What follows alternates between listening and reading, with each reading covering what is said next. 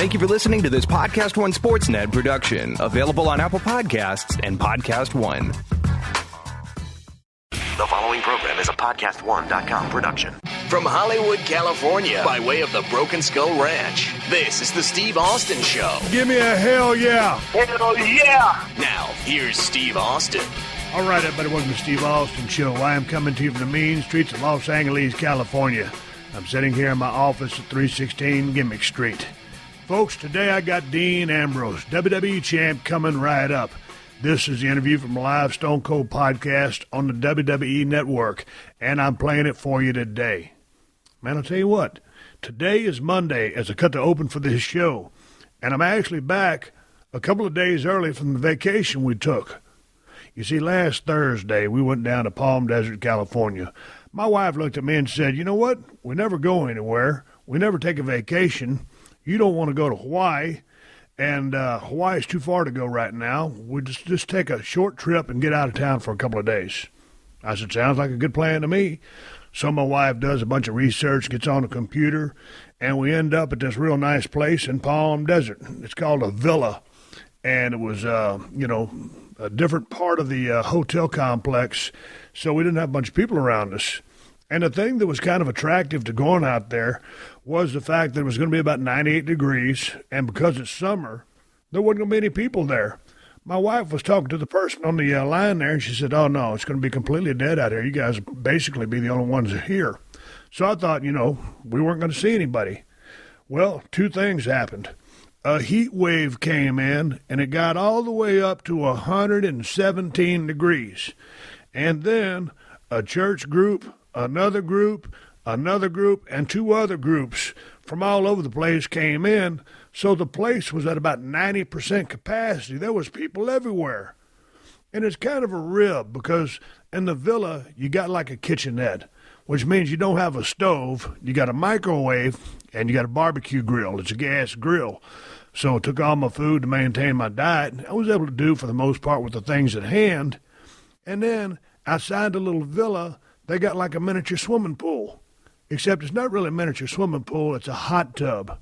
Well, when it's 117 degrees outside and the water is 105, that's not very relaxing. I'm not a water person anyway. What my wife did was sit down on the steps and just put her legs in there for a couple of minutes at a time.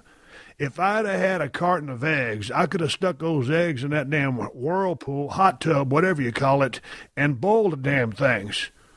And then over there on the wall, there was a sign. It said, no diving, no lifeguard, capacity 3. Well, first of all, it was only me and my wife. We tried to get our dogs to go in there, threw a couple of tennis balls in there. They wouldn't have nothing to do with it. It says, no lifeguard on duty. No kidding. A lifeguard for a damn hot tub? The thing about water, if you have enough water...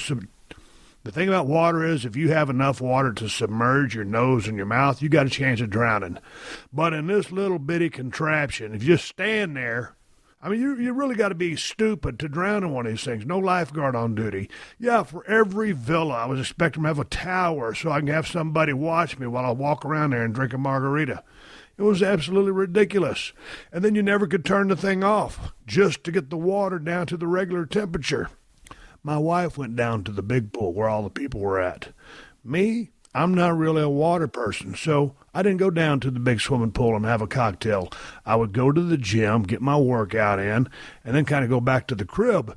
And the thing about it is, every time we went back to go do something in the car, they got to come get you in a golf cart, or you can walk. And the sidewalks were so damn hot, it wasn't the fact that I couldn't walk, but the sidewalks get so hot, our dogs can't walk on them, so they got to stay in the grass.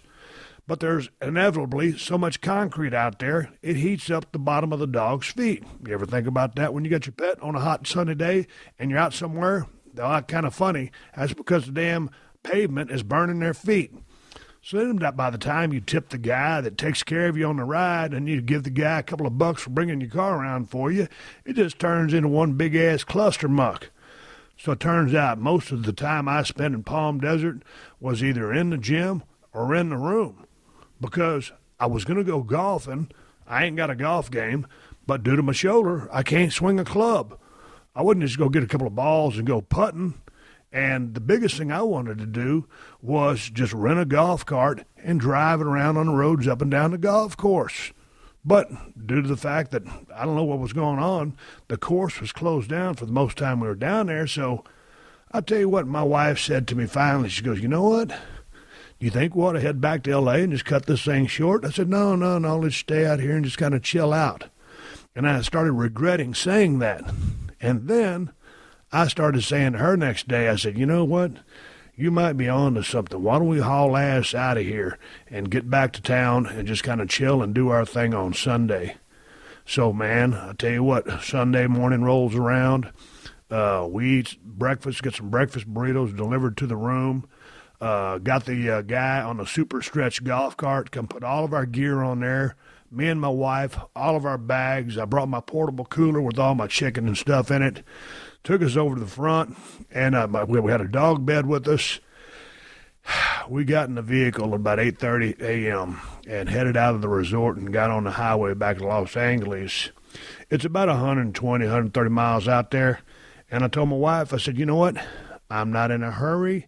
I'm just going to relax. We know how far it is. I don't care when we get in. It's going to be a short drive. I'm just going to take it easy. Boy, about 20 minutes later, my wife looks at me and she says, are we going 94 miles an hour? And I said, yeah, we are. So then I slowed it down to about 87. And then, of all things, when you're coming in on the 10, headed west, you got 3 or 4 lanes going, and then you got the carpool lane, and there'll be just traffic. And there'll be one idiot going 60 in the left-hand lane. And so there's a big jam up. So I'm running the left lane. Inevitably, I've got to put my right blinker on and get over a couple of lanes, haul ass past the cars, and then it's smooth sailing. For some reason, some people just feel the need to congregate and build a mini traffic jam.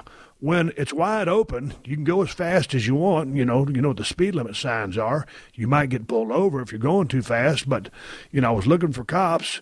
But people just jam up for no reason and travel in these little packs. I'm not looking to travel with the pack. I'm looking to haul ass to get my ass back to Marina Del Rey and get back to the place where when we got back, I think, what was it, Chris, about 85 degrees here? It's 80 degrees here. And that's warm for Marina Del Rey. So if it was 117 on the hottest day in Palm Desert, coming back to 80 degrees, I felt like I was in Antarctica. I was in heaven. It took us about 15 minutes to unpack all our gear, put all our bags up, put all the food back in the refrigerator, and just chill out. So the summertime vacation to Palm Desert was a complete dud. And don't let me get you off of Palm Desert, Palm Springs, that Rancho Mirage area, Indian Wells. Those are all great places to stay. And I found out they had a badass world gym there that I could have been training at. So we will be back to the desert area, but we will be back on a month where the sun ain't kicking my ass. And that was how our summer vacation went. Anyway, with that little story out of the way, with the Austin family back from our vacation, I know you guys are going to be doing a lot of the same thing I was, summer vacation road trips. And if you ain't the one driving, then you know the hours in the car can be long and tedious. My whole trip was long and tedious. That's where Audible.com/Steve Austin comes in. Let Audible audiobooks take you on a trip while you're traveling, whether it's a mystery thriller, autobiography, or the most recent bestseller. Audible turns travel time into story time. Just download your books or shows to your mobile device and listen anytime, anywhere, including the passenger seat of your car or RV road trip. Audible.com/Steve Austin has a great selection of audiobooks, news, comedy, and original podcasts. And the Audible app makes listening easy. It has chapter navigation and narration speed control. And like I said, you can listen from your phone or your tablet or on your computer. That's what I did when former Navy SEAL Jocko Willink was on the podcast a couple of weeks back. I got the book version of Extreme Ownership, How Navy SEALs Lead and Win, and listened to it before I talked to him. And hey, if you've got an Audible recommendation to share, tweet your suggestion to PodcastOne and use the hashtag AudibleSteveAustin. And if you ain't checked out Audible yet, join today. Go to audible.com/Steve Austin and start a 30-day trial and download your first audiobook for free. That's audible.com/Steve Austin for a free 30-day trial and audiobook.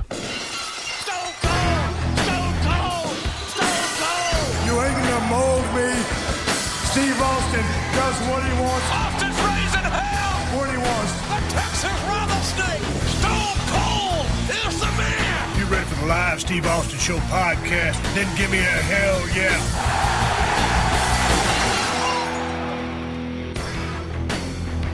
All right, everybody, welcome to the Stone Cold Podcast. My name is Stone Cold Steve Austin. I am coming to you live on the WWE Network from the mean streets of Anaheim, California.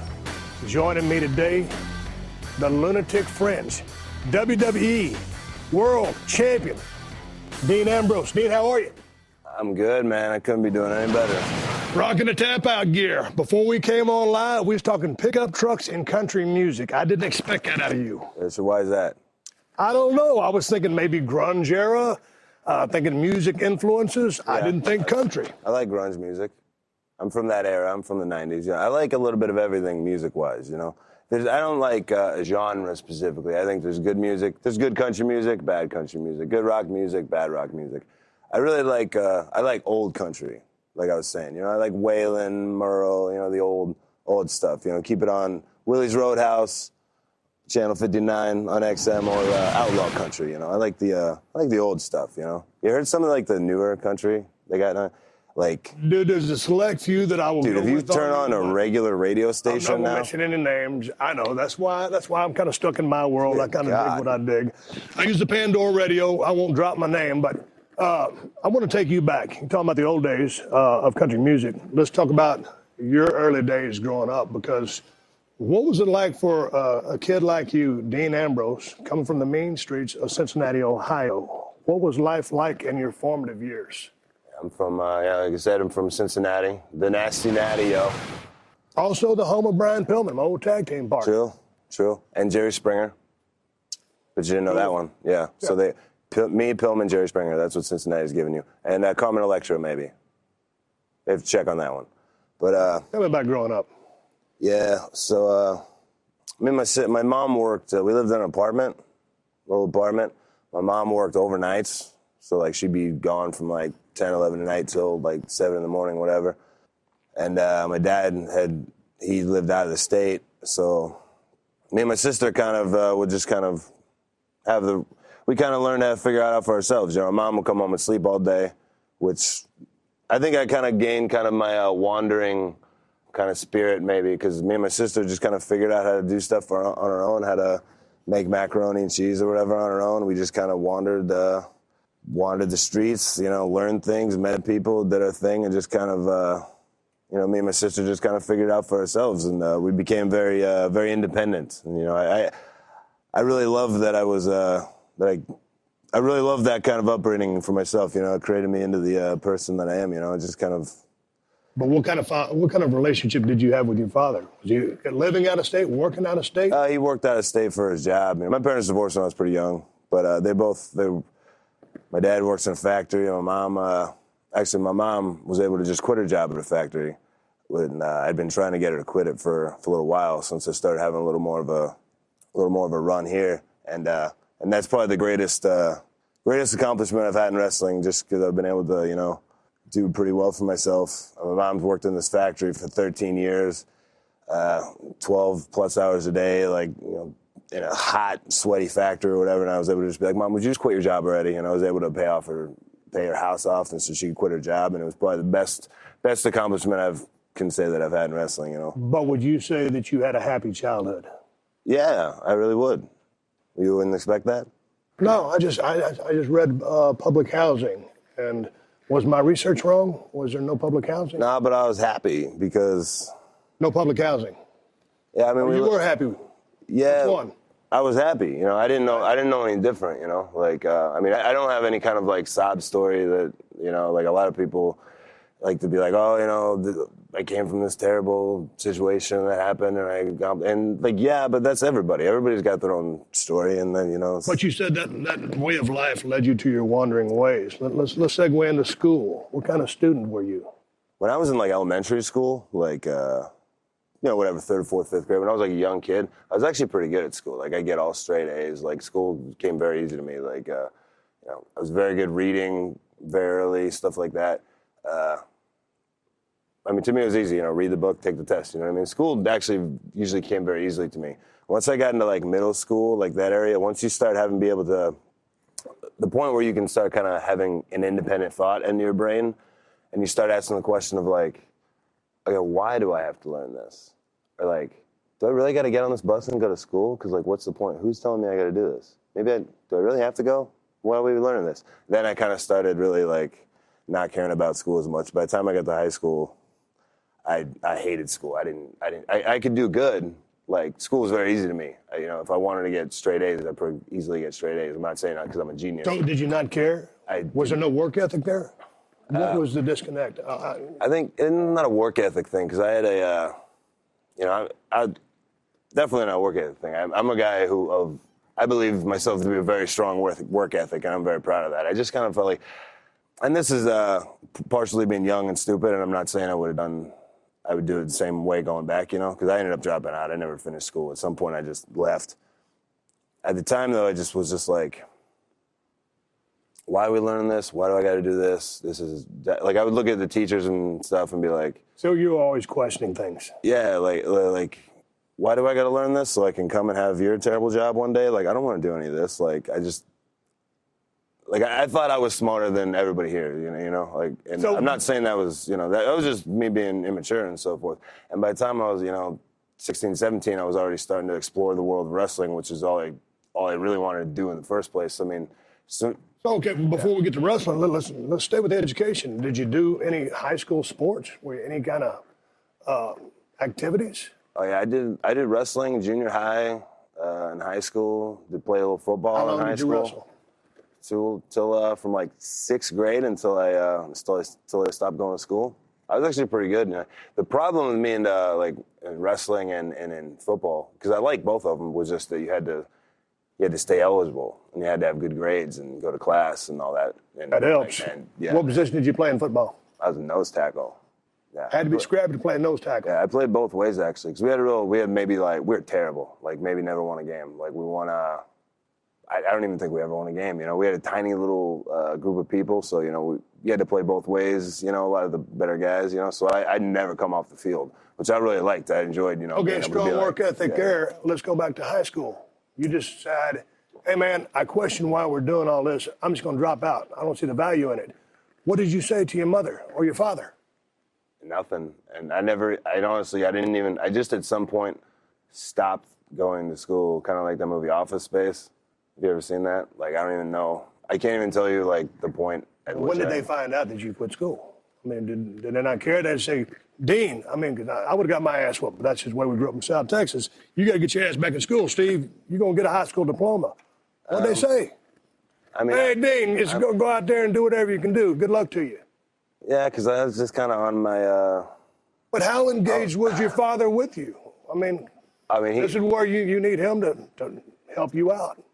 He moved back to Ohio by the time I was... Yeah, I mean, he just wanted me to do whatever I wanted to do. I was on my own thing, in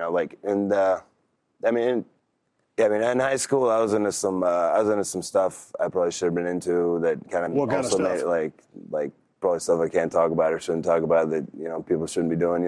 Okay. And that also made it harder to go to school and just I was in a. I was a wreck in high school. It's hard to even get into it. But I was all over the map with. But at the end of the day, like school came easy to me. If I wanted to just like go in there and get straight A's, and I could have. But I just didn't.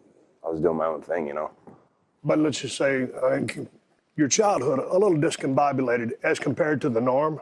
Yeah, in some ways, but I think I just early on developed a way of learning things for myself and looking at the world. I look at the world the way I look at the world, and I don't know any different. And I've pretty much always kind of been like that. So it's maybe a little different, but I feel like people who grow up in regular old nuclear families and follow the go to high school, go to college, go get a job, do this, do that, they're miserable by the time they're 30. I would just go with the wind.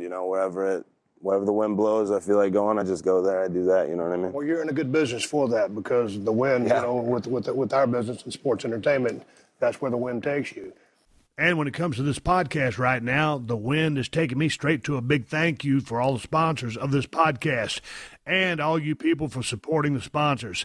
And to show my appreciation, I've worked out a special deal with our friends at Dollar Shave Club and arranged for them to give new members a month of the Executive Razor for free just for buying a tube of Dr. Carver shave butter. Swig of water for Dollar Shave Club. So now there is no excuse not to join the millions of others who have joined the club. DollarShaveClub.com/Steve delivers amazing razors right to your front door for about a third of the price of what those greedy razor corporations charge. That means when you become a member of DollarShaveClub.com/Steve, you can afford to shave with the fresh blade anytime you want. We all know how great it feels to shave with the fresh blade. I got the executive blade, and when you pair it with Dr. Carver shave butter, it's about the smoothest shave money can buy, and that's without breaking your wallet. And Dr. Carver shave butter ain't your average shave cream. It's a unique formula made with natural ingredients that will leave your skin feeling soft and smooth. So join DollarShaveClub.com/Steve now, and new members who buy a tube of Dr. Carver shave butter get a month of the executive razor for free. Take advantage of this special offer today. Go to DollarShaveClub.com/Steve. That's DollarShaveClub.com/Steve. When did you start watching pro wrestling / sports entertainment as a kid? Or were you a fan at all? Oh, yeah. Like, I can't really remember, like, a first memory of wrestling. Or, like, like, a lot of people have the first time I saw Hulk Hogan, I knew that's what I wanted to do. I don't have a first memory. I just don't ever remember a time when wrestling wasn't the thing that I liked. Like, every memory I have, as far back as my memory goes, wrestling was my favorite thing. I loved it, you know? Like, I was into it. And it was like, for me, it was like this other world that was like this perfect, cool world where, like, you know, good guys fought bad guys, and it was just like, it was like a world that you wanted to be in, you know? You sit in front of the TV and you, like, you want to get into that world when you're a kid, you know? It was like a fantasy world. You mentioned Hulk Hogan. Was he an inspiration to you, or who was your guy? No, I missed Hulkamania. That was kind of like, I was born in 85, so when I was like 7, 8, whenever I first would have started watching wrestling, Bret would have been on top, you know? Bret was the first guy that was like the guy. Bret the Hitman Hart. Bret the Hitman Hart. Right.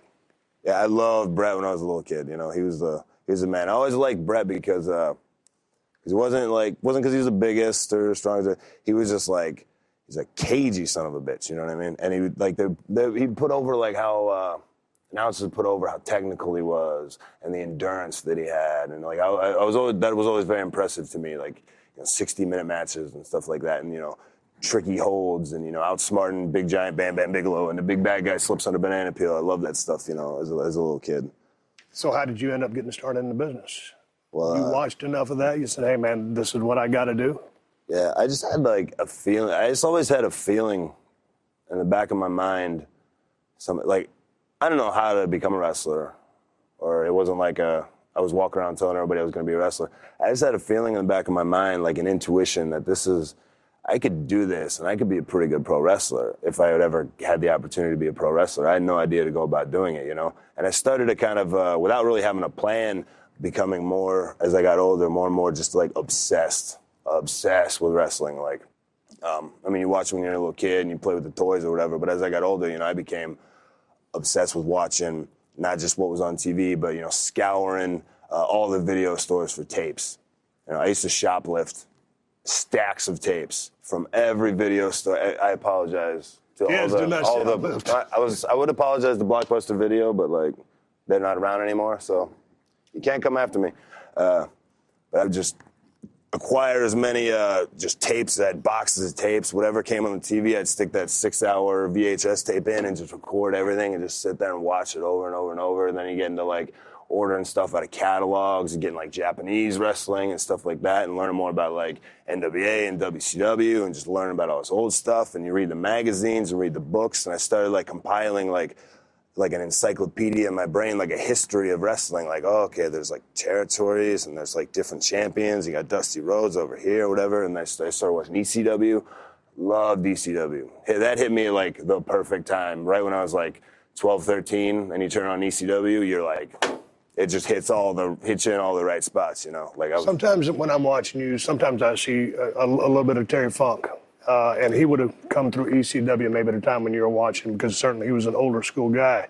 Was he a guy that you looked to as, hey man, this guy's pretty badass? Oh, I love Terry Funk. Yeah, I love that ECW version of Terry Funk. I wasn't he wasn't my favorite guy at the time or anything, but looking back, especially now that people compare me to him a lot, you go back and look at like NWA champion type Terry Funk. He was awesome. Just mixing brawling with wrestling and I love all those. That's an aside, but I love all those old NWA champions. Like just watching Harley Race and Ric Flair and stuff like that, and just how they are the world champion. You watch Harley. This has nothing to do with what we're talking about, but I'm just gonna start rambling. Right. So you watch Harley Race. He's oblivious and does not care that there's even an audience. He's just out there, and he's not. I'm not even gonna try to beat this guy. He comes out there, challenger in the ring. I'm the champion. Everybody knows I'm Harley Race. I'm the champion. The same goes for Jack Briscoe or a lot of those guys. Couldn't care less if there's a crowd here. Couldn't care less. I don't even have to try to beat this guy. What do you got? Try to take this belt off me. Let's see what you got. Try. Do you know what I'm saying? He had this, all right, who's this challenger? Let's see what you got. Because I know I'm the man. Everybody here knows I'm the man. And they were just they had a thing to them, that I don't know if I would like to bring some of that to myself, if I could. Both of those guys, Flair, Harley Race, had mentors. Who mentored you in the business? I don't really particularly have one. There's been a lot, I was trained by a guy named Les Thatcher's school in Ohio, and trained primarily in the ring by a guy named Cody Hawk, who all those guys at that school, where I went, I didn't even know it was in Cincinnati. I couldn't be happier that I got a chance to go to this school in Cincinnati. It's called Heartland Wrestling Association Main Event Pro Wrestling Camp, right? And I see a flyer on a telephone pole for it. And this is at the period of time where I'm just super obsessed with wrestling, and I'm studying it and learning all this stuff, and but I don't have anything to do with that energy. I see a flyer on a telephone pole for a wrestling show. It's at the flea market for HWA. So I'm I got to go to that. Hell yeah. So I go to the show, and it's cool because it's up close and personal. It's an indie show, and I'm whoa, these wrestlers are they're right up on the ring. And on the program, at the very back of the program, it says, Les Thatcher's Main Event Pro Wrestling Camp. And it was this light, it was this serendipitous moment, this giant light shone down from the heavens. It was and it was that's where I'm going. That's where I'm going. So I write a letter and try to get in and show up. And eventually I end up, sweeping the floors and selling popcorn because I'm 16 at the time. And by this point, train you? You had to be 18. Gotcha. So I had to hang out. And so for 2 years, you swept floors, sold popcorn, paid dues? And it was because it was an old school camp. Les wrestled in the 60s. Right. He wrestled Ric Flair and when he first came to Charlotte. He always says he was Ric Flair's first match in the territory, which could be suspect. I don't know. But that's how old he was. So this is an old school camp. So you have to learn everything. You do nothing but take bumps. You have to learn everything and do it perfectly before you get to learn the next thing. So you might just take bumps for 2 months until you can do that flawlessly, and then you get to learn how to lock up and yada, yada, yada until you can build the match. So with all the tape study that you'd done, the countless hours that you'd watched, all the stuff that you compiled, the things that you shoplifted, maybe, were you a fast learner? Did it just come natural to you because you've watched so much of it?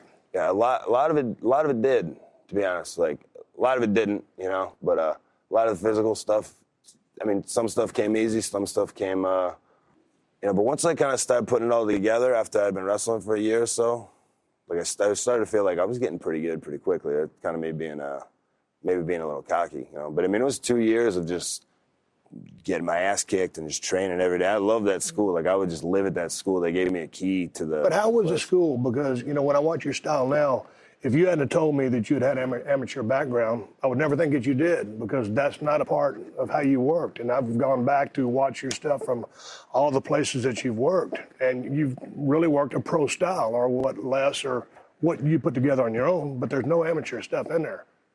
Was that a conscious choice that you made? Yeah, it's not really my personality, I guess, I don't know. Just none of that stuff ever, I don't know. I love that, because I was always taught that style was calling the ring. First match I had, being there with a veteran, don't even come up with a finish, you know what I mean?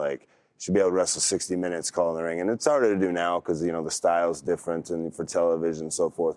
But I started with and still kind of always defer back to that call it in the ring type of working, and I like being in the ring with guys that are like that and kind of feeling it out on the go, When did you know that, hey, this is what I want to do for the rest of my life? Was there that serendipitous moment? Yeah, but before then, I just went with the wind, I knew I just knew, But there was a time there for a while where you got out of the business, right?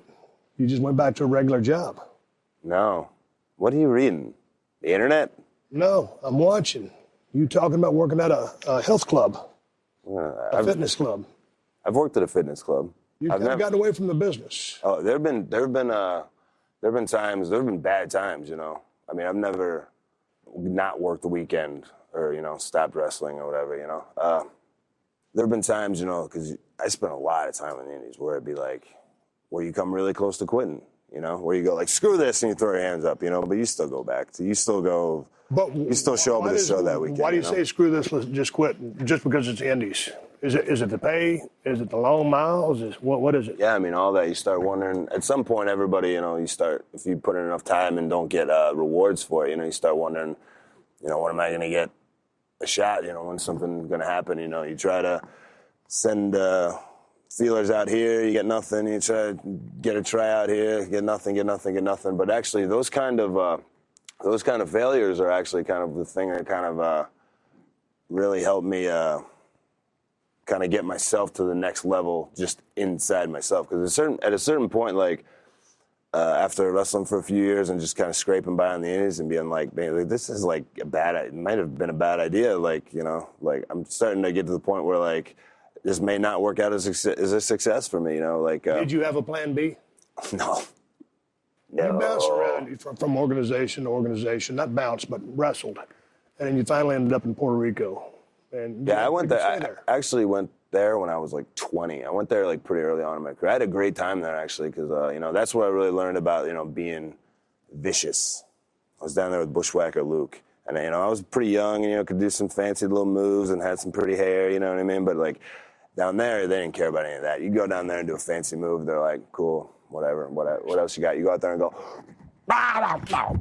Scream and yell and punch a guy in the face, and that's what they want to see. They want that blood, and so that's where I really learned.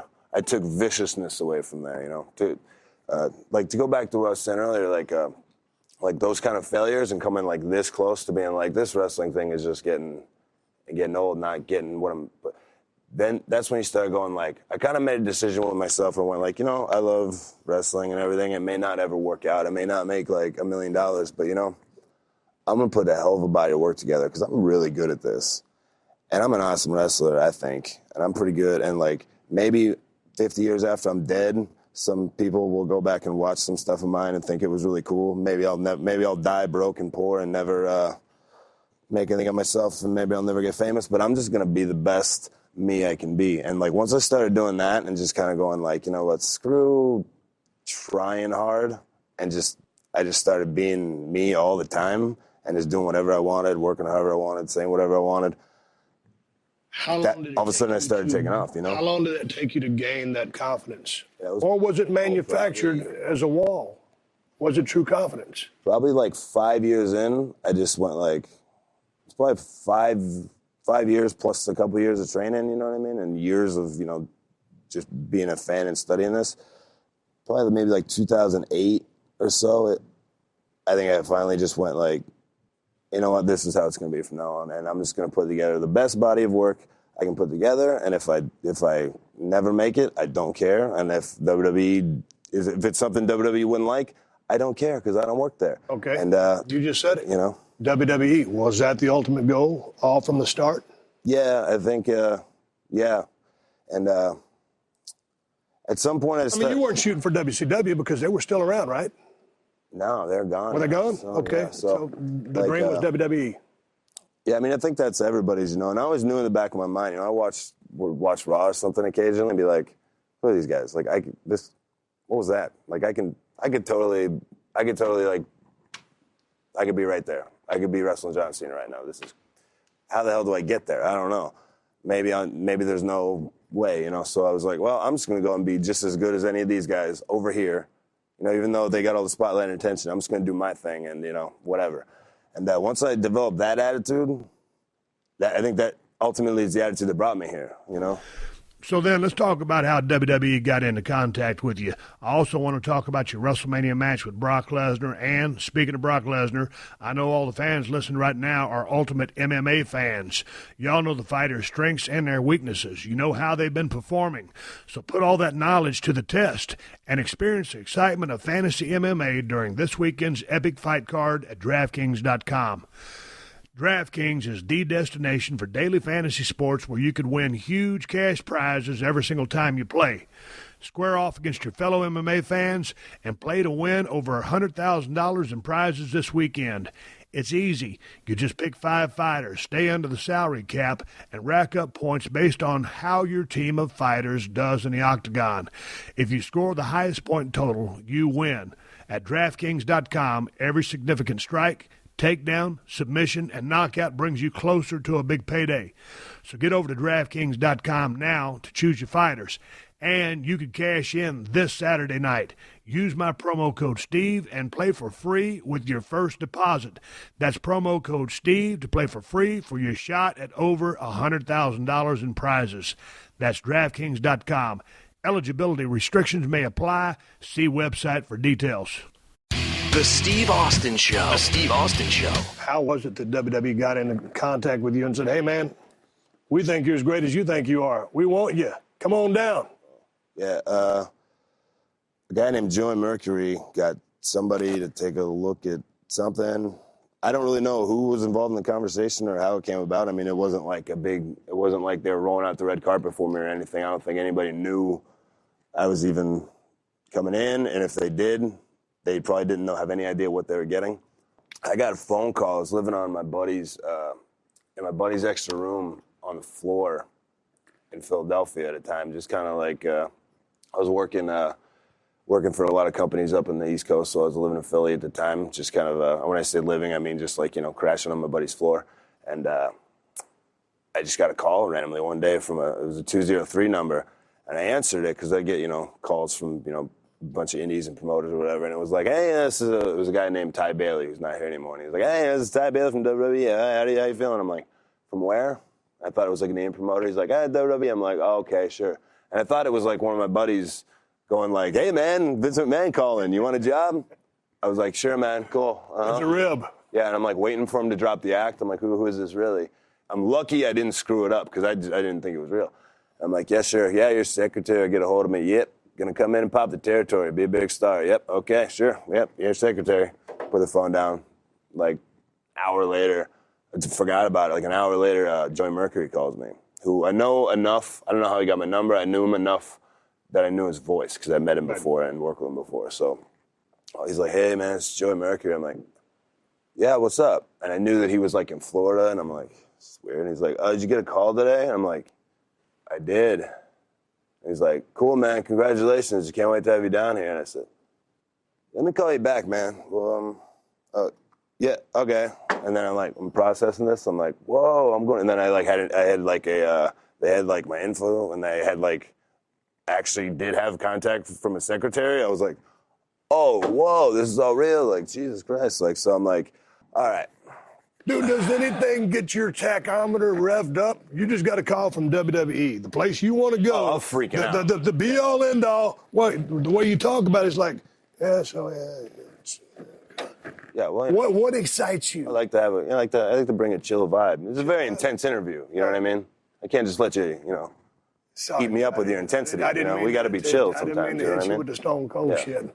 Putting asses in seats. Damn right. Talk to me. What was that?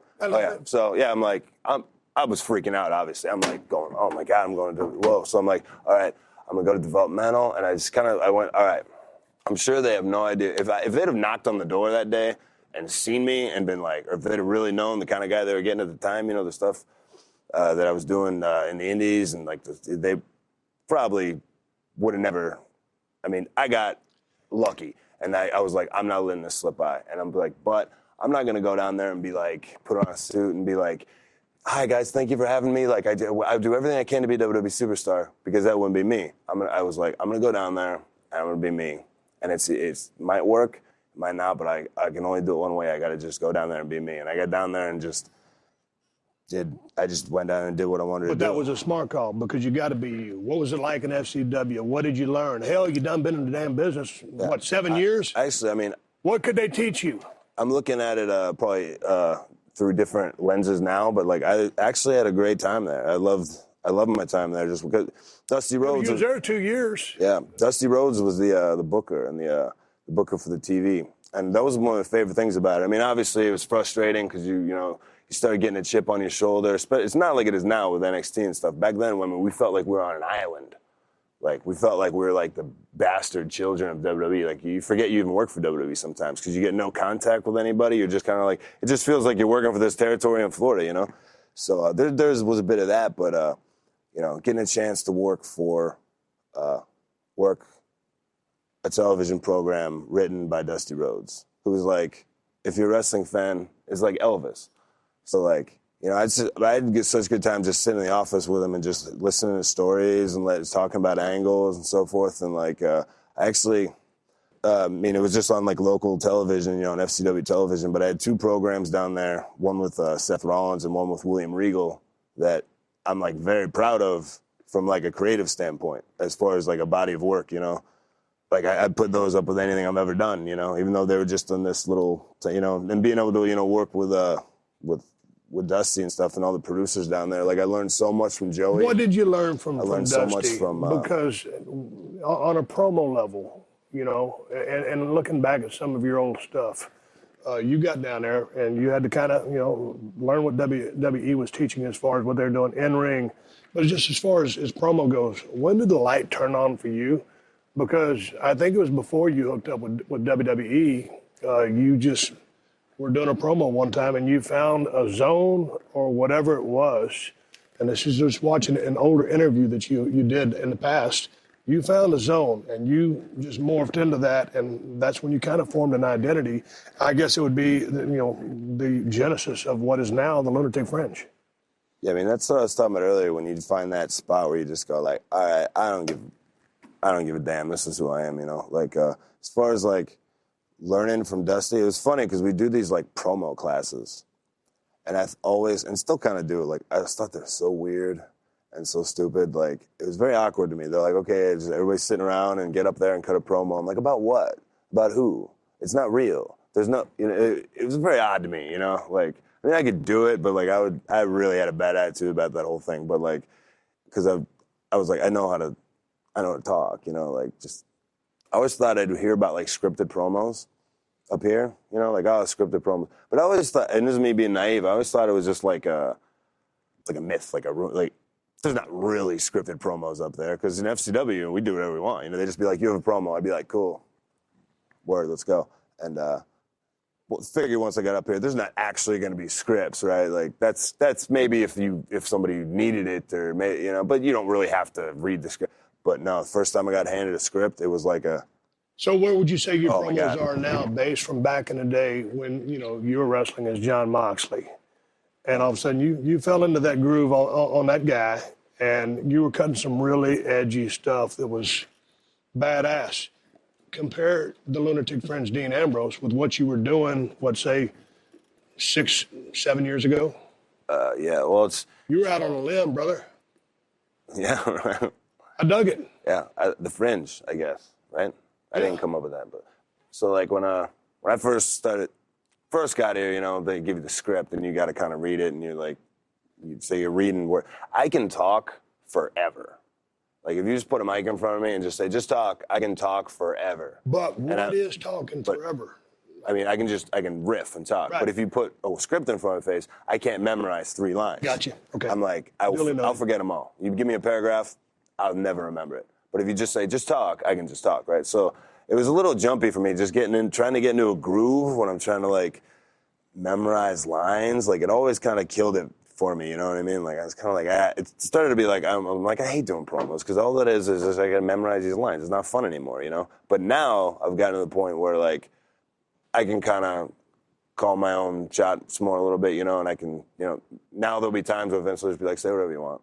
And like, now it's like, all right, now we can finally get rolling here and do some work, What is your take on a promo? I mean, the message you're trying to deliver, because you're trying to reach in and make people believe in you and what you're about to try to accomplish. You got to move people. Yeah. Mister, can you make folks cry when you play and sing? Yes. David Allen Cole. That's right. I knew that. You don't think I knew that? So that's a promo. Effective and effective. Your mission on a promo. Another part about promos that I find interesting that's not, that kind of gets taken away today is that you can drive the narrative a little more in your promo as far as like the creative part about how our angles are going to go or how our matches are going to go. Like I could say back in the day, it's not how it is today because now we have a creative team who drives the creative aspect of it, right? But back in the day, it was, I don't know, don't ask me.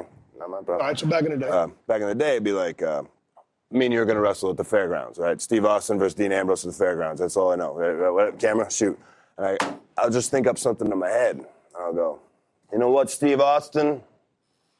I know something about you that all these people might not know. I know that you got a bum knee. I know that you've had 12 surgeries on that bum knee, and it ain't worth a damn. I know that knee, I know you can't barely stand on that knee, let alone get in the ring with me and take away my championship. So I'm going to tell you what I'm going to do. I'm going to slap that figure four on you and make you scream in pain. I'm going to slam your leg up against that steel post, and I'm going to make you beg. I'm going to make you ask me to amputate your leg because it hurts so bad. You're going to hand your leg over to me on a silver platter, all right? You're going to give your leg up as a gift to the people of Nashville at the Nashville County Fairgrounds. That's what's going to happen. So now we have, like, a narrative for the match. Maybe we don't go to it, maybe we do. But, like, it's just another thing. Like, man, maybe it's like, what if Austin's leg... And does Austin have a bad leg? And now it's like another thing. Or you could come back with something else. We can kind of create the story as we go. Yeah, because Stone Cold said, well, hell, I'm going to whip your ass with one leg any day of the week, twice on Sunday. So to that, you would say what? And so we continue the story, but it's an organic fashion. Do you like people creating words for you because you're a free thinker? You know who you are. Oh, God, absolutely not. No, don't do that. I mean, I'll take I'll be honest, sometimes I get a suggestion because I'm open to everybody's suggestions. You can get a great idea from somebody who you never expect. I'm open to all suggestions. Sometimes I get like a great idea from somebody. I'm like, you know what? That was awesome. I'm going to steal that, like so. Do you have a chip on your shoulder? Do you always feel like you have something to prove? I have at times, depending on the. When I first got to WWE and we're in the Shield and this goes to the other two guys, yes, for sure we had a chip on our shoulder because we felt like we were just as good or better than anybody in the company, and we were just down there making pennies in Florida on local TV, and screw everybody, we're going to come in and kick the door down, and we don't really care if we get heat or nobody doesn't like us or anything, like, screw it, don't care. Big chip on the shoulder at that time. When I was like first starting in wrestling, yeah, definitely a big chip on my shoulder, because I wanted to show the world that, like, yeah, I'm not joking when I say, like, yeah, I'm going to go be a pro wrestler, and I'm going to go, like, I'm going to be a big star. I'm going to be WWE champion one day. Like, and you get laughed at or whatever. Like, I'm being serious, and I'm going to make you prove people wrong. You know why? Because you just accept your life and whatever crappy life you have here in Cincinnati. I'm going to work my ass off. I'm actually going to go do it because I'm proactive, and screw you. So yeah, chip on my shoulder back then. Nowadays, yes and no. Like I get chips on my shoulder and then I knock it off and then it comes back. Right now I don't consider myself a chip on my shoulder guy because I'm pretty. Well, dude, are you saying you're complacent? You've lost your edge because you got that championship belt finally? Yeah, not complacent at all, but not a chip on my shoulder as far as like what's everybody gonna like think of me? Like I'm gonna make sure I prove and whatever. You know what I mean? You got to go. I have a confidence. I mean, it took a while to sink in, but now I feel like, for sure, like, when I walk down the ring right now, like I was saying about Harley Race and Jack Briscoe and stuff earlier, like, I mean, I take that and I think back to those years when I had a chip on my shoulder really bad and all that, I think back to all that stuff. I think back on the journey, and I walk in that ring with this, like, whether it's a house show in Tupelo, Mississippi, or Monday Night Raw, or pay-per-view, or SummerSlam, or whatever it is, when I walk in the ring with this on my, around my waist or on my shoulder, I mean, it's serious. I mean, like, I am the WWE champion right now, and ain't nobody gonna take it away. You try to come after me. You try to say something like, you don't deserve that, or, I'm going to take that from you or whatever, you're going to get bit, like. To me, this is all real. To you, yes, correct? Yeah. This business is real. there ain't nothing fake about what I went through to get here, to be sitting here talking with you. You know what I mean? Because everything I did, I believed it was 100% shoot. I was all in. And you know what else I'm all in for? The power of DDP Yoga and the DDP Yoga Now app to change lives. DDP Yoga has changed countless lives, including some of your favorite pro wrestlers like Jake Roberts, Scott Hall, Mick Foley, AJ Styles, and Y2J Chris Jericho. They all swear by DDP Yoga. And now DDP has taken his life-changing program to a whole nother level with the DDP Yoga Now app on iOS and Android devices. So now you ain't got no more excuses about why you can't start DDP Yoga. The app means you can do it anytime, anywhere. And the cool thing about the app is that you can track more than just DDP Yoga workouts. By connecting to a Bluetooth heart rate monitor, you can track your calories and heart rate in real time, no matter where you are or what you're doing. All the fitness tracking features like pain tracking, measurements, progress photos, and much more are completely free in the app. And DDP Yoga Now subscribers can do the original workouts, the new 2.0 workouts, and live workouts from the DDP Yoga Performance Center. So get your workout on, get your healthy cooking on, and get on the DDP Yoga program using the DDP Yoga Now app. And to make it even easier than he's already made it, for a limited time, you can get the DDP Yoga DVDs for 20% off, plus 3 months of full access to the DDP Yoga Now app. Just go to ddpyoga.com/Austin.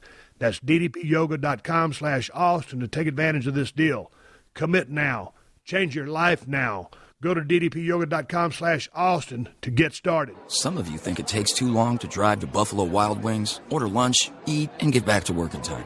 It's because of people like you that we've got the B-Dubs Fast Break Lunch Menu. We guarantee you'll get an entree like wings or street tacos plus a side delivered to your table in just 15 minutes or it's free.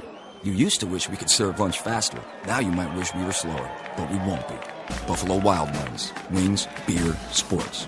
For a limited time only at participating locations. Restrictions apply. See participating locations for details. Let's talk about the formation of the Shield. You three guys, you, Seth Rollins, Roman Reigns. What did you think? Whose idea was it? And say, hey, man, put you guys got to call you Shield. Were you like, hey, yeah, let's do it, or what?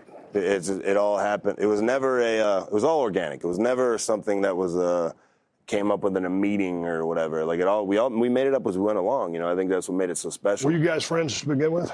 Yeah, I mean, like I'd been wrestling with Seth for 2 years straight. Like we were friends with Roman. And became super tight and bonded in that experience of being like, as far as how it came about. I think originally we were going to be like goons for Punk, who was the champion at the time.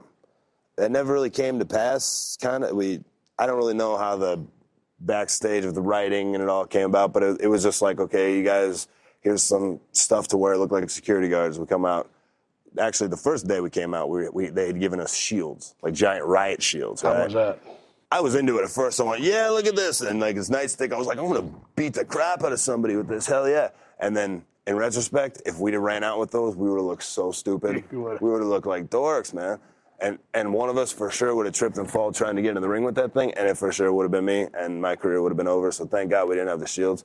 But then it was like, okay, maybe we'll try to wear tactical stuff. So we go to the surplus store, get this, and then that becomes the look. And that's then a good look. They make us, even coming through the crowd was just like well, will they come out of the crowd? Because they're kind of invaders that are beating up the locker room. They should probably they shouldn't come out of the dressing room, right? So then it became so it all just became, organically became what it was, What was the story within the chemistry, you guys? I mean, was it 3 alpha males did you say, all right, well, I'm not assuming you said I'm the leader, or did one of those guys say, hey, here's how it is? No, yeah. What was the pecking order? I think that's the best way to put it, was 3 alpha males, and I think we're all so different and have such different personalities that it made it so we didn't, there was really no stepping on each other's toes. And I think a lot of it, too, was the locker room back then, even just a couple of years ago, was a little bit different than it is now. Now, I think there's a lot more young guys and the guys who came up all together in developmental, and, NXT guys filter in and everybody kind of knows each other and it's cool. Back then, there was a big divisiveness between, is that the right word? Big divide between developmental in the main roster. So if a new guy like me came up on the road for a dark match or whatever, people are looking at me, kind of whispering, like, who's this guy? Is that guy? Rumors get started, somebody's just waiting. It's a shark-infested water. Somebody's waiting for, to stab you in the back.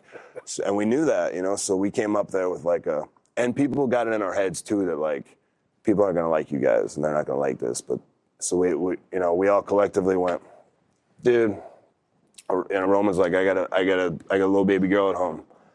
I don't care. Stuff like, dude, we've been doing this for way too long. Screw everybody, you know what I mean? We all just went in like all together and went, let's beat the crap out of everybody. And if anybody didn't like it, screw it, you know what I mean? Like it'll turn into a real fight. I don't care, So we went in with that attitude, and just in the work ethic thing, we were just like, all right, we're gonna go out there and work harder than everybody, bust our asses, and just outwork everybody every single night and be the best thing on the show. And like, if you try to stop us, because you can't. You guys started off and you came out and you had a head of steam, kind of run a little bit of interference for Punk, whatever the back storyline was. And then you became cool. And then they decided to break you guys up. This is long story short. Did they break y'all up too fast? No, it's perfect. Why so? Perfect. How you feel? Because you want to hit that, you hit that high note, you want to walk off stage. You tell your funniest joke, you want to walk off stage. You know what I mean?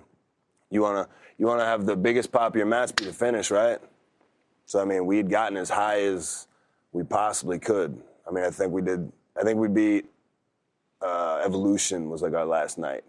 And it was like, we were crushing everybody. And we kind of there wasn't anybody else for us to kind of go after, Like, it was like, we'd literally dominated WWE and stood atop it. And it was time to just walk off stage, And because we were so hot, nobody expected it, which made it the perfect time, because a heel turn can't be expected. And the Seth Rollins heel turn is one of the greatest heel turns ever, because it just came so far to left field. He's still hated for it today, you know what I mean? Seth won the world title. Roman won the world title. You now have the world title. But at the time when those two guys were having their runs, did you say, hey, what am I, chopped liver? Because in listening to you talk, you're the best guy in the Shield. Hell, you're the best guy in the company listening to you. It's because you're getting me all fired up. I've tried to bring chill vibes in, and then you got me all fired up, No, but I know what you're saying. Yes and no. I knew the breaks when the situation worked out how it worked out. Originally we were doing this kind of like teasing a breakup storyline forever, where I was going to be the jerk out of it. So I'd been kind of intentionally being the biggest jerk and kind of being the sleaziest one of the Shield, like forever, because I knew eventually that'd make it easy for people to hate me, and because I never expected them to have to try to like me. But I knew the breaks, when it was like, okay, Seth's going here and Roman's going here, and I knew my situation. And I went, all right, we'll see. And I remember saying to somebody who I'm close with, I went, in 1 year, they're going to have a babyface that they don't want. I knew it was going to be me. And that's, phrased, that might be the right way to phrase it, but that's exactly what I said. And I went out there and I just went, all right, screw it. I don't know how I'm going to do this, but I'm going to go out there and and I just started busting my ass in the babyface role, and people started picking up with it, And I remember, I will always remember this because it stuck with me, and it like stuck in my craw, and it was one of those things that made me go like, all right, we'll see. Because it was shortly after that, I think we were going to like the Money in the Bank pay-per-view or something, right after the Shield broke up. And I came out and did a thing where I attacked Seth and jumped off of something, and the security guards, or some kind of segment like that, and I cut a little promo. It's a little thing, right? And whatever we did, the place went bananas, right? And I was like, yeah, that was good. And I got to the back, and I was like, whoa, that was awesome. Did you hear that? The place was going nuts. And a producer who I won't name, you probably figure out who it is, came walking up to me, and I was like, damn, you might just up and get over.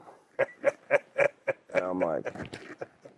And, he meant it as a compliment. Like, he was trying to say, the crowd went nuts. But I'm like, oh, I see how it is. I'll remember that. And I remembered it.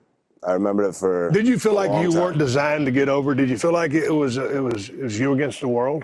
Yeah. And then in your not in like I was sabotaged, but I was just left to my own devices. Right, but which was great, actually. I don't do you think it could have worked think better. the Lunatic Fringe, fans and people that started buying into you and that bought into you now, it's we against the world, and man, for some reason you've gravitated towards a large portion of the people that watch the WWE shows. Yeah, I think that's mean, that's the message if there is one, you know. Like I really can't tell you what my like character is or whatever. I just go out there and be me, you know. The lunatic and the crazy and all that stuff.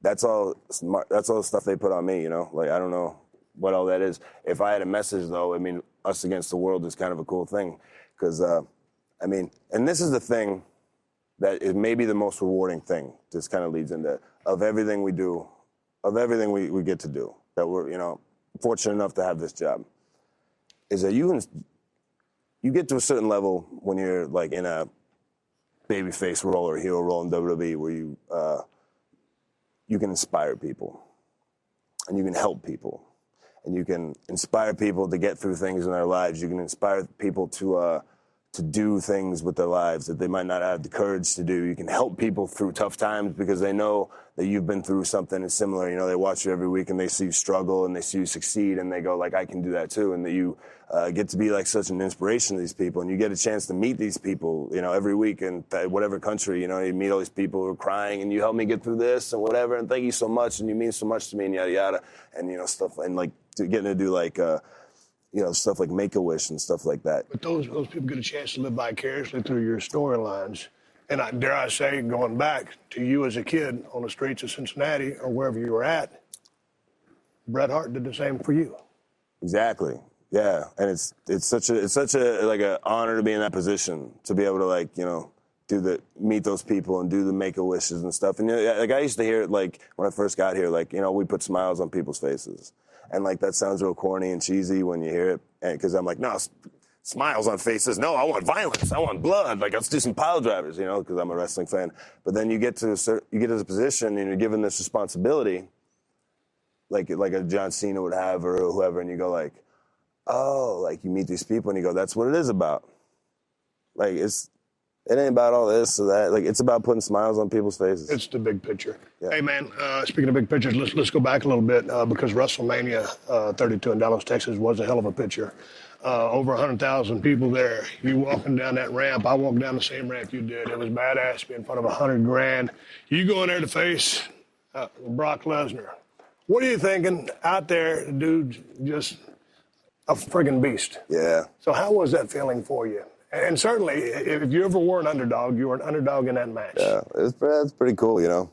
We went to the ring. I went to the ring that night pretty pissed off.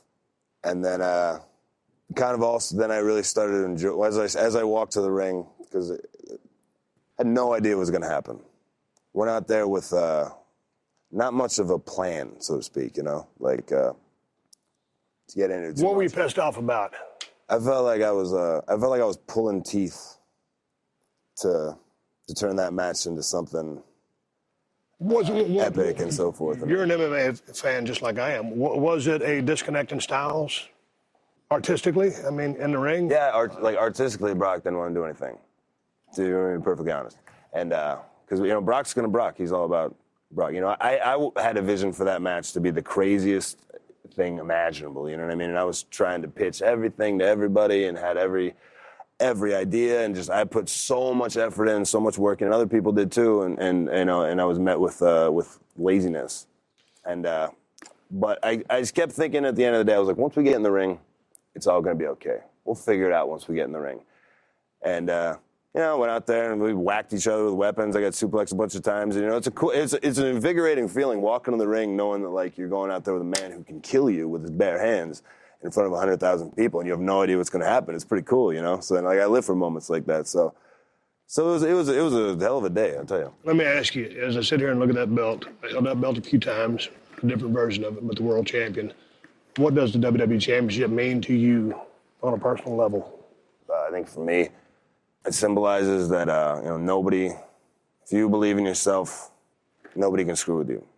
Don't take from anybody. Don't let anybody tell you no. You know, people, you know, don't accept negativity from anybody. You know, a lot of people want to put their negative vibes on you nowadays, you know, especially today. In today's society, a lot of people like to give their negative vibes. People are just, you know, don't take any of that. You do what you want to do your own thing, you know, and for me, it symbolizes, you know, that for me. And it's a chance, and it's a chance to help and inspire other people like that, like I said, because I've been put in this position that I take very seriously as, you know, I'm like a role model to children. Isn't that weird? I would have never thought in a million years, but it's a responsibility that was been given to me, you know what I mean? And I take that very seriously, you know what I mean? I might not be I'm an atypical role model for children, but like, hey, I still got a message, and that message is, How's your relationship with Vince McMahon? Oh, it's great. How great is it? Me and Vince are boys. I'm his favorite. How well do you know that guy? Pretty well. Vince is he's a unique individual, And a lot of people, I think are intimidated by Vince or get the wrong idea of Vince. But I find him very easy to talk to. He doesn't want to be, glad-handed to, you know what I mean? Like, I'll go right into Vince's office and be like, what's up? He'll be like, hey, what's going on, I had a 45-minute conversation with him at 2:30 in the morning the other night, He's going to work out because he's crazy like that, That's serious. That was in the lobby of the hotel. He's got his creatine, and he's got his cut off sweatshirt, and he's ready to go. I'm like, I'm certainly not going to work out at 2:30 in the morning. But if you people forget about Vince, he's a CEO and he's an executive and a billionaire or whatever. But like at heart, man, Vince is a street fighter at heart, man. Vince is a trailer park street fighter at heart. And he loves that. He loves that. Like, he's one of the boys. Does he understand who and what you are? I think so, yeah. Being a street fighter? Because, seemingly that's the same way you came up. Yeah, I think he does. Yeah, I'm Vince McMahon's favorite wrestler. Quote me. Hey, how you feel about the brand extension? He won't admit it, but I am. He knows. What? Let's talk about the brand extension. Oh, I love it. Why? Because, one, more opportunities for guys, that and less overexposure for guys.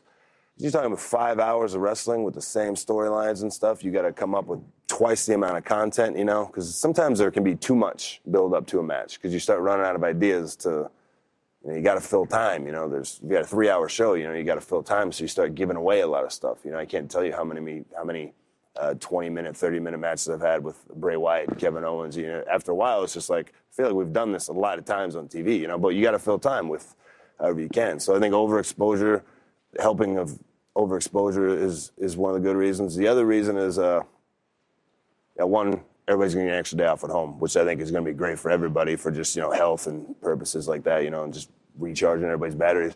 And the other reason is I like that I was able to kind of be put in the position of kind of having the C on my jersey kind of thing, they put a crew on Raw and a crew on SmackDown, and I kind of got to be the captain of SmackDown, at the beginning. So, I like being in that position. Are you a leader by nature?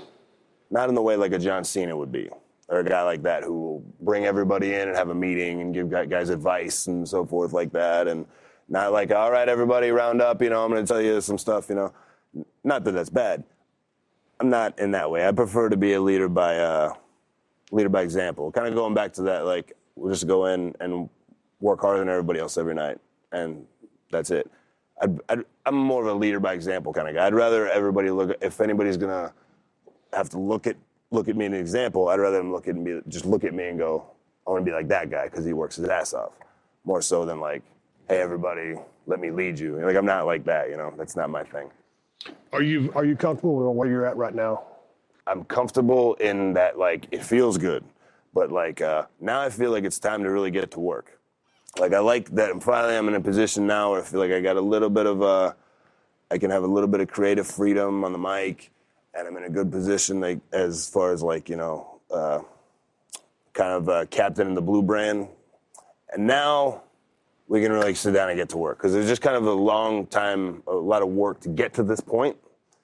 Now I can really start to build, hopefully what would hopefully years from now be like a legacy, or I can get to work on really, putting together a championship run and, just building the body of work and doing some stuff I've always wanted to do, so I'm excited to get to work, as WWE champion. All right, you're excited to get to work. You got the gold belt, WWE, lots of diamonds, whatever on the front of that belt. Yeah, it feels shiny, man. You're proud of that thing. You got the DA on it.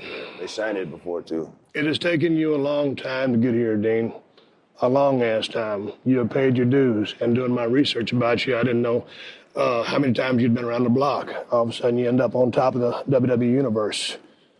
Me, I'm sitting right here. I'm 5 feet from your ass. I got a challenge for you.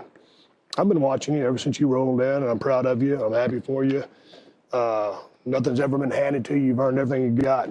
But as a guy who back in my day pushed the envelope and just pushed it, I wasn't afraid to go out on a limb because I didn't really give a rat's ass. I was going to go, and watching some of the stuff that you've done in the past, I challenge you now to raise the bar. I'm challenging you right here on the WWE Network, on the Stone Cold Podcast, to push the envelope, go out on a limb, be edgier, take more chances, be more Dean Ambrose, whatever that means, lunatic friends, the tagline they gave you.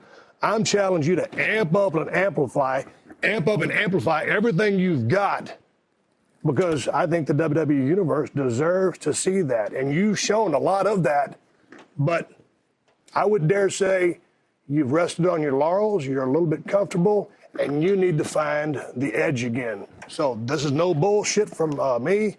I'm challenging you to push the envelope and go for it. To that you say what? Have you been in the safe zone? Am I missing something? Rested on my laurels. I am offended by that. But I want the best out of you. And so do these people that are watching this damn show every Monday and every Tuesday, which you're the captain. Yeah. I want to see more out of you, Dane. Give it to me. Give it to the people. This is what you've worked your whole life for. Do you understand what I'm saying?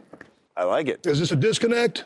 No, I mean, as far as, pushing the envelope and stuff, I try every day to push the envelope as much as I can. And sometimes, sometimes you can yell and scream and beg can we do this? Can we do this? As much as you want. And you still, at the end of the day, you're playing in brother's sandbox, But I like that. And I like you're reminding me that, getting on top is one thing. Staying on top is a whole nother thing, And like I said, I'm excited about getting to work and excited for the challenge. But now I feel like feel like you put me on blast a little bit, and I like that. As long as we don't end this with a stunner, because I'll block that. I know how. You can't block a stunner. I will not let you block a stunner. I already know the counter.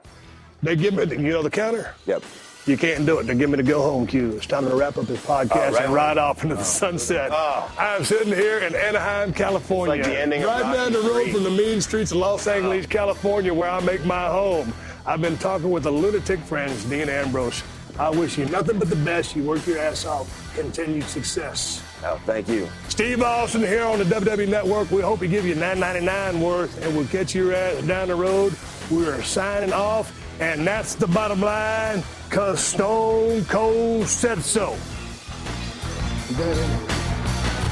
All right, everybody, give me the go-home cue. It's time to wrap up this podcast and ride off in sunset. But before I do that, I'm going to give you guys something to watch. Go to YouTube. Type in Dean Ambrose versus Triple H, Roadblock 2016. It's a real solid match here between Triple H and Dean Ambrose.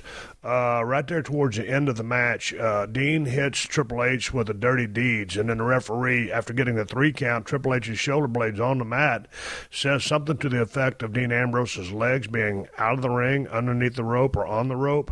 There wasn't a good camera angle there. I don't understand what happened at that point. But then after, missing a hell of a damn bump on the table, Dean goes to get back in the ring, and he's met with the pedigree. I thought that win back in the day before Dean became the WWE champion, it was a solid loss. Didn't hurt him none. I thought the performance was that good in the match. The match got him more over than he was at the time, even though he did the favors. So that's a match for you guys to watch. I thought that was a pretty damn good match. I didn't really understand, again, that one part about that referee nullifying the original 3 count after the dirty deeds. But nonetheless, hey man, let's throw some plugs out here and get this thing out so I can go over to the gym. All my t-shirts from the Broken Skull Ranch over at BrokenSkullRanch.com. Just the same as Broken Skull IPA. If you want it shipped to your house from El Segundo Brewing Company, hit BrokenSkullRanch.com and click on the link. And also my Broken Skull Steve Austin pocket knife from Cold Steel Knives. strongest, sharpest knives in the world. And yes, the knife that I'm selling on that website is badass. Hey, gang, I appreciate all the word-of-mouth advertising y'all are doing on behalf of this podcast.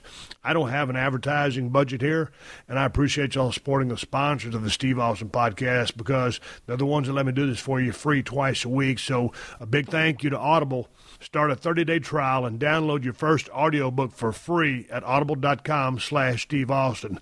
I could have used Audible on my Palm Desert vacation. Thanks to ddpyoga.com/Austin. Get 20% off the DDP Yoga DVDs and 3 months of full access to the DDP Yoga Now app for a limited time. To DraftKings, use my promo code Steve to play for free with your first deposit. And big thanks to DollarShaveClub.com/Steve to get a month of the Executive Razor for free when you buy a tube of Dr. Carver's Shave Butter. And, of course, a big thank you to Amazon, who've been supporting this podcast since day one. Just use my Amazon links whenever you're doing any online shopping, and Amazon will kick back a couple of bucks to the podcast. Doesn't cost you anything extra. There are no hidden fees or charges. You can buy whatever you plan on buying, and you help out the podcast in the process. You can find my Amazon links by going to PodcastOne.com, clicking on the Killer Deals button in the top right corner of the page, and then hitting the Steve Austin Show button. I got Amazon links for USA, UK, and Canada. So once again, just hit up PodcastOne.com, click the Killer Deals button in the top right corner, and click on the Steve Austin Show. All of my great sponsors are there. All of my Amazon links are there too. And they kick back a couple of bucks to the show every time you use one of those links. That's how we pay our production cost over here at Podcast One. Bookmark it. You can find it easier in one step. Coming up on Thursday, the Unleashed Show, Mark Bell from Super Training Gym, the strongest gym in the West, returns to 316 Gimmick Street, and we have a great conversation about strength, some of the drug use in sport, all kinds of stuff. Anytime is a good time. You're shooting a breeze with a guy as so knowledgeable as Mark Bell. Folks, the 60-second AP News headlines are coming up next. Until then, my name is Steve Austin, and I will catch your ass down the road. Download new episodes of The Steve Austin Show every Tuesday at PodcastOne.com. That's PodcastOne.com.